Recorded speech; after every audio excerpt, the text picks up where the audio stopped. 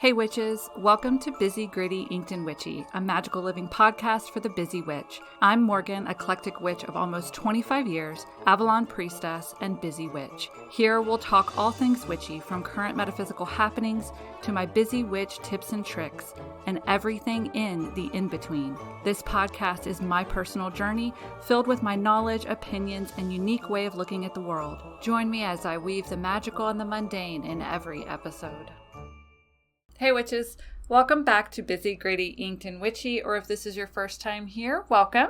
I am Morgan, and today I'm getting pretty topical. This is a question that's been asked to me a lot, especially in the coven, whenever we cover spellcasting, rituals, things like that, but it is based on personal experience. I just recently had this happen to me, so I thought, what better time to cover this on the podcast and give my 2 cents about why didn't my spell work. It is the number one question I get asked, I think, and follow-ups to that are, what do I do next? Like, okay, my spell didn't work. What do I do? Do I give up? Do I try it again? Do I da-da-da-da? So what has happened recently for me, my daughter recently graduated from basic training. And she is now in tech school. And she told me, Mom, do whatever you can, do all your witchy shit to make sure I get orders to where you are. And that is what she wanted. She wanted to come back to Arizona and be stationed here at the base here.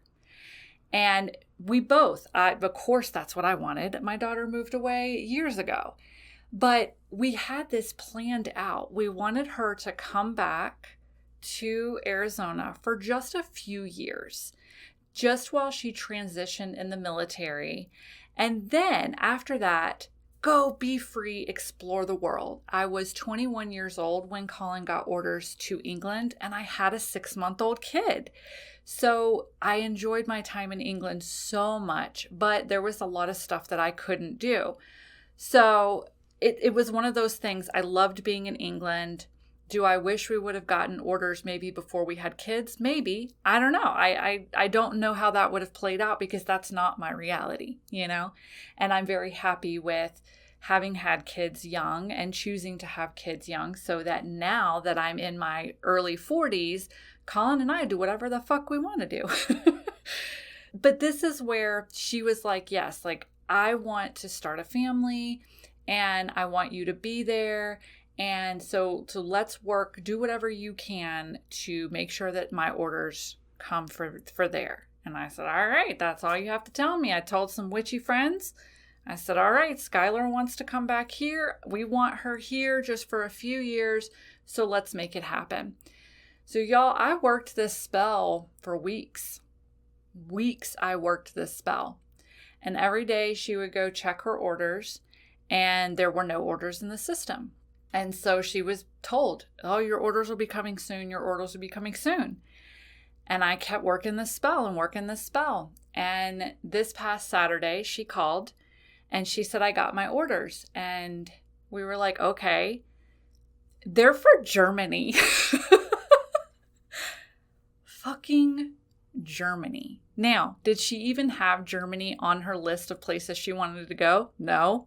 So the military took the list of places she wanted to go and they said, meh, sorry, we're going to send you to Germany because that's apparently where they need her. So the first thing I did, of course, jokingly, one of my friends was like, hey, I don't care when you find out, but whenever you find out about Sky's orders, let me know, because she had been working stuff for it as well. And so I immediately sent my friend a text and said, magic doesn't exist. And it was a joke. It was really honestly a joke, but it was a way for me to begin to process everything that comes with the fact that I just found out that my kid not only is going to be on another country for an X amount of years, but I just also had to come to the realization that this spell that I had been working pretty much daily for weeks did not work. So small crisis of faith can happen. And that is completely legitimate. That's the first thing I want to tell you. You have that crisis of faith. Get it out of your system. Get the frustration out. Cry, scream, do whatever you need to get that emotion out of you. Because if it stays in you, it's going to fester. Just get it out, okay? And then you can choose to move forward. And that's what today's podcast episode is I have pinpointed in my life 5 different reasons why spells don't work. And then what you can do if that particular thing arises when you are casting a spell. So that's what I'm going to share with you all today. So the first thing to keep in mind as a witch is that not all spells will work. And this is not meant to frustrate you. It's not meant to make you go, well, fuck it. Why does magic exist anyway then? It is meant for you to keep in the back of your mind so that you can prepare yourself. So if your spell does not work, then maybe you can even more quickly go through the emotions of, the frustration, the anger, the whatever that you're going to go through, the sadness that your spell didn't work. It can help you go through those quicker so that then you can figure out what you're going to do next. Okay, so it's just something to keep in mind. Magic is not a scientific law. I'm going to go over today 5 reasons why spells don't work and what you can do about them. Okay, some of them are controllable. They just need an energetic shift from you or something. Most are not controllable. You are trying to harness the energy flowing around you or the energy of the universe, or you're trying to take hold of something that's always changing and you're trying to pinpoint it and direct it towards your will. And when it's successful, oh my God, it's so amazing. It really is. But when it's not successful, it can be devastating. And, I speak from experience, but you can always control how you react to a spell not working, or a spell blowing up in your face, or the opposite of what you were trying to manifest happen. What you have control over is how you react, and then what steps you're going to take after that. So always keep that in mind. Your spell may not work. There might be several reasons why it didn't work, but you can always control your reaction to a spell not working, okay? So starting off with number 1, maybe your spell didn't work because you went through the spell motions with no alignment. So magic requires mind, body, and soul all on board for manifestation for magic to occur. If one of these areas is faltering, okay, your mind's not on board, your soul, your energy is not on board, your body is not on board. If one of these is faltering, then the energy becomes muddy and the spell generally doesn't work, okay? This is something you can control. Now, if all 3 aren't on board, mind, body, soul, if when you want to manifest something, if you're not like, yes, hell yes, I want this in my life, and then you have your spell, your action plan, and it's clear, and then you're going through the motions of your spell, whether you're lighting a candle or you're writing it on a piece of paper and burning it, or whatever the motions of your spell are. If all 3 of those things don't make you motivated, and if you have any hesitancy, that's what I'm talking about. That's what I mean by if all 3, mind, body, and soul, are not on the same page when it comes to your spell, okay? So you have to ask yourself why. Now, this is where, honestly, shadow working is so important, okay? Because you have to ask yourself the hard questions. Do I really want this thing that I am trying to manifest? Or do I think I just want it? Does someone else want me to have it? And they made me think I wanted it, so I'm going to perform the spell. But now that the spell didn't work, I'm kind of relieved because I really didn't want this, or I didn't want this person to have this, or whatever, okay? You have to clarify your intentions before spell casting. And what I meant earlier by shadow working can be a witch's best friend is, believe it or not, your shadows can manifest over your own intentions, like your own conscious intentions. If your shadow's desire outweighs your desire, then your shadow's desire will manifest, which will look like a failed spell. Okay? For example, because if you're like, what the hell is she talking about? I have a great example for you. Okay? Let's say you are doing a spell to get a promotion at work. You want the higher pay. You understand the responsibilities, and you're like, all right, you know what? I want the higher pay. I need the money. I need the recognition. I need this, whatever. So you go to do this whole spell about getting this promotion at work. But your shadow in the back of your mind is like, fuck that responsibility. I don't want it. And it pops up and you're like, shut up. We do want it. We want the responsibility, because with the responsibility comes the extra pay. So of course we have to take the responsibility. So just shut up and go back into the corner. And your shadow goes, all right, and goes back in the deep dark corner. But he sits there and gets louder and louder and louder. So as you're casting your spell, he pops up again. Hey, we don't want the responsibility. And you're like, whatever, shut up. And you just pass it off because you are refusing to acknowledge this shadow. You're refusing to give it time. You're refusing to process it. You just keep shoving it back down. So then you cast this huge spell. You do not get the promotion at work. And you're sitting there like, why? Your shadow in the back of your mind is going, oh, thank God, we did not want the responsibility. I just protected you and kept you in your comfort zone. Oh, you're welcome. We did not want that responsibility. So that's what happens. And that is why shadow working is so important, because what you don't know that lives down below you, or what you keep pushing down and refuse to acknowledge and refuse to bring to light, can actually manifest for you. So it will manifest to keep you in your comfort zone. It will manifest because change is scary.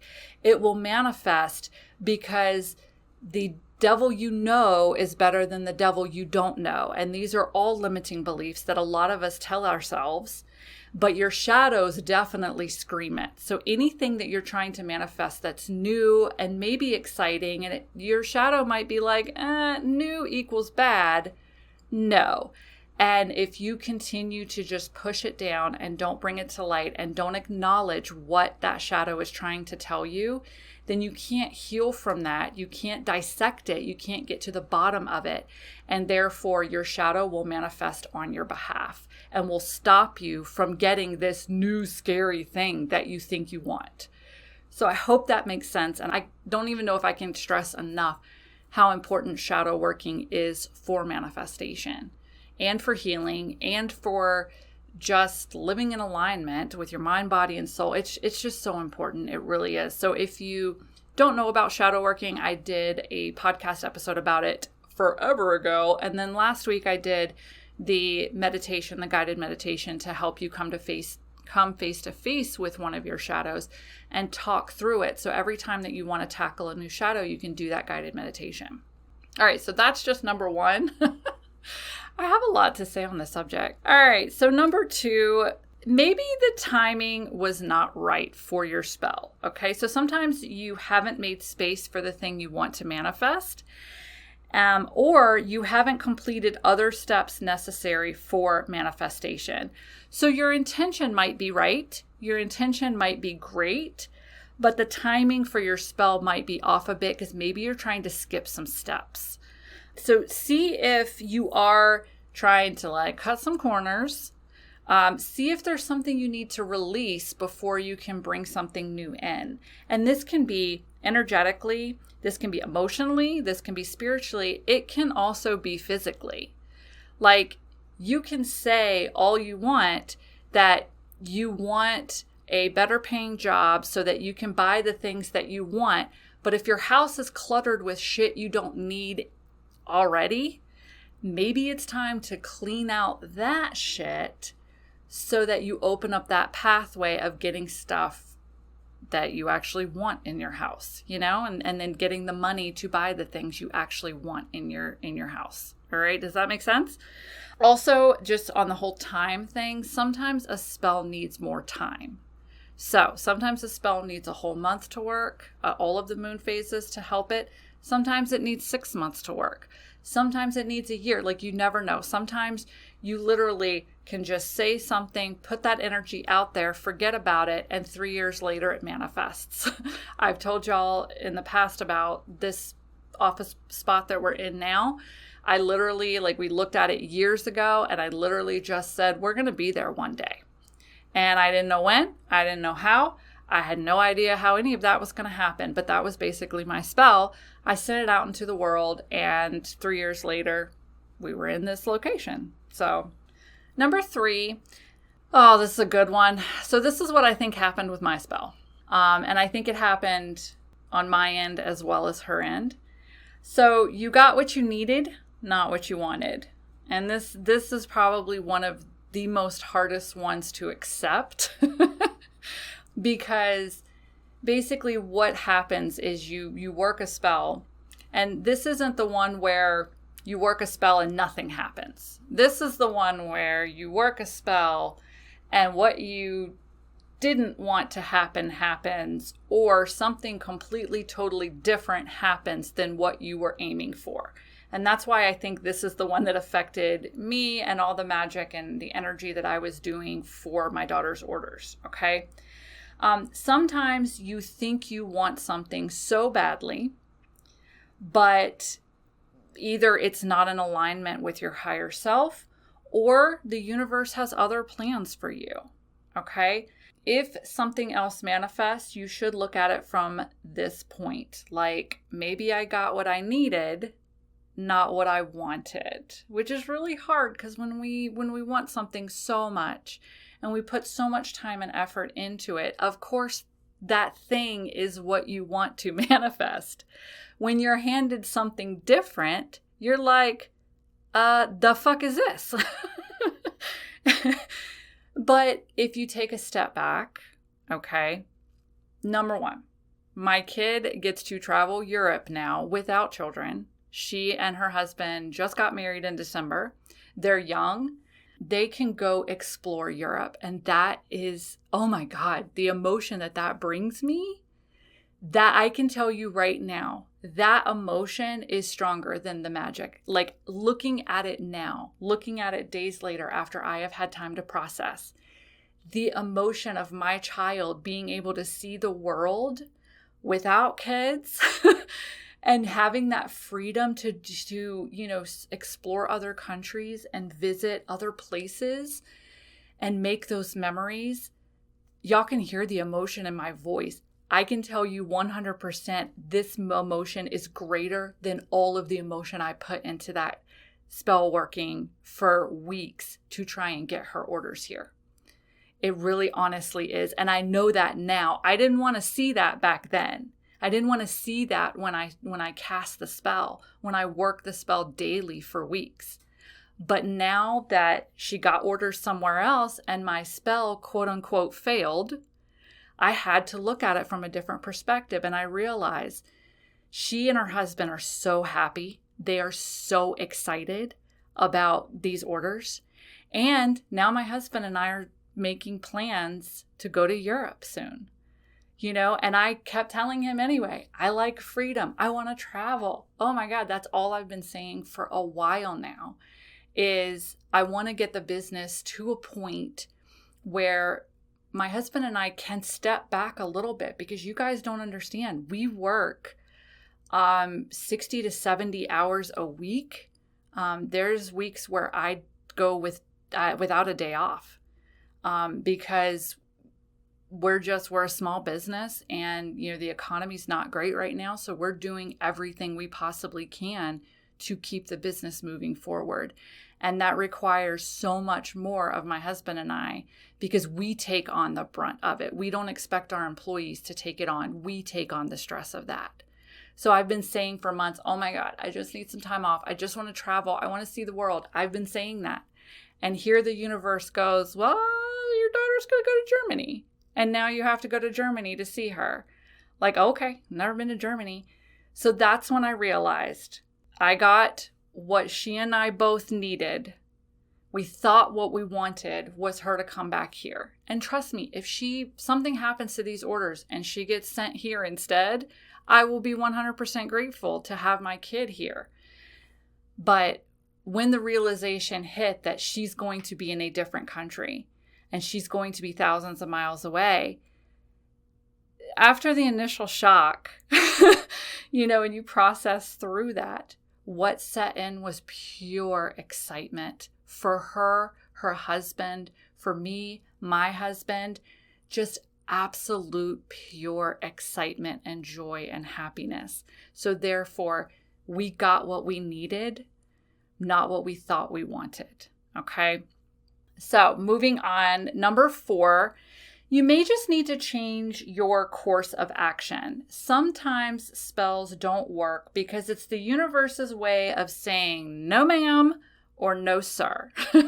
It is a literal roadblock put in front of you to stop you from going down this path, because maybe at the end of this path is pure fucking destruction in a very bad way. Like, you don't know, So maybe it's time for you to clarify your intention. Maybe rephrase what you're trying to say. Maybe you're not casting from a place of power. Maybe you're casting from a place of anger, and that's not a place that you've ever casted from before. Maybe you need to look at your desire altogether and shift it, or make it less specific, or make it more specific, because sometimes you can get too specific. And I think that's where my personal opinion on love spells is if you are targeting a specific person for your love spell, you have narrowed the energy down so much that there's a huge chance it's going to fail. Whereas if you take a step back and you say, okay, in love, in a partner, I am looking for this quality, this is how they make me feel, this is how they treat me, and that's what you're casting, then the energy can go out and find a suitable candidate. But if you're trying to cast a love spell for a specific person, they may not have the qualities you're looking for. And so that energy gets super muddied up. Like, the universe is like, okay, you said you wanted this, but this person you're targeting is not that at all. And you don't know that, but the universe knows it. The energy knows it. So the spell doesn't happen.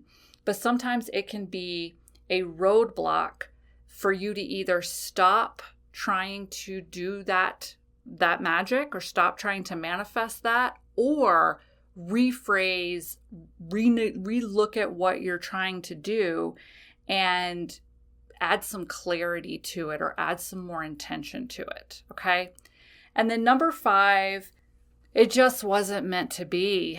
And I know this is very similar to number 3, but this is more. So number 3 with you got what you needed, not what you wanted, is when the spell manifests, but it manifests in a completely different direction you originally anticipated.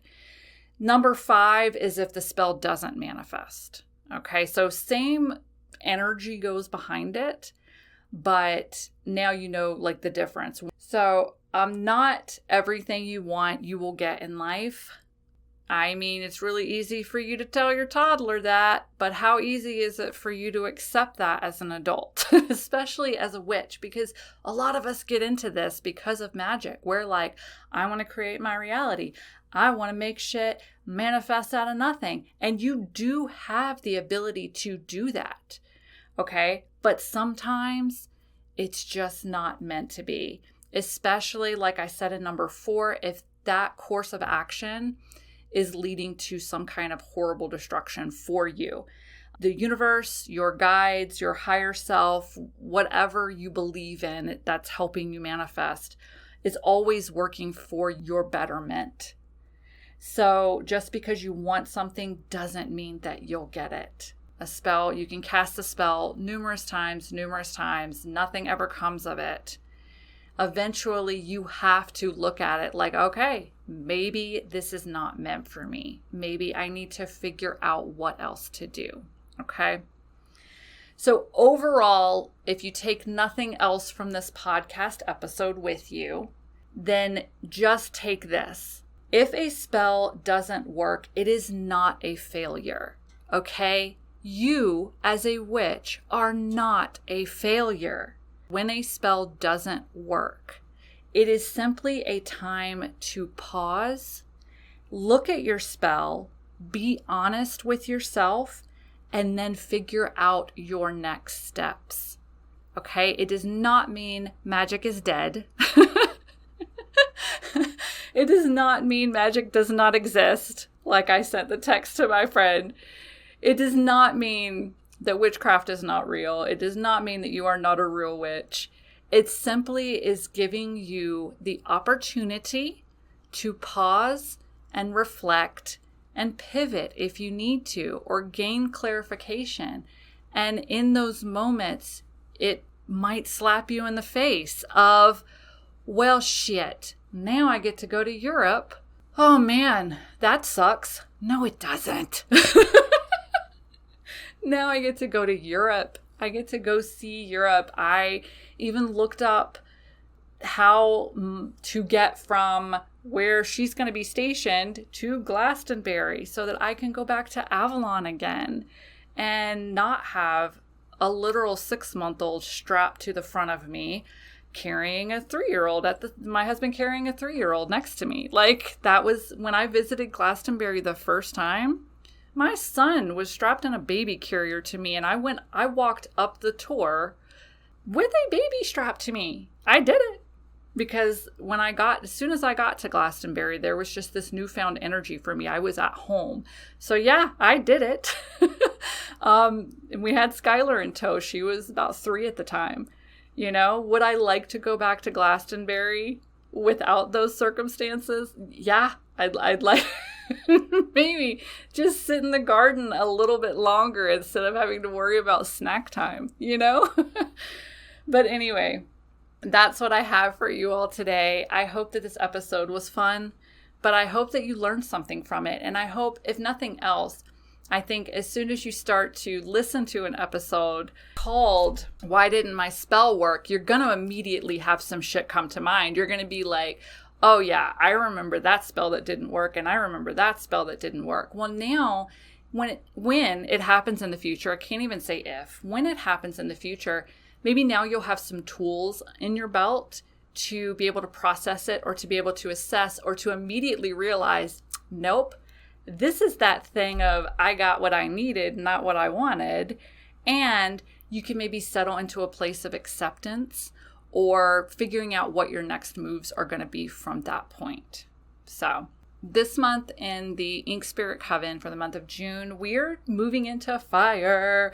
We did the element of air for March, April, and May, where we clarified our intentions and we worked on visualization and meditation. And now we're moving into the element of fire. So we're taking those intentions and the intention process, and we're moving it into action. We're moving it into the element of fire. And for June, we are working on using the element of fire for empowerment. And then the fun workshop at the end of the month was actually Coven member requested.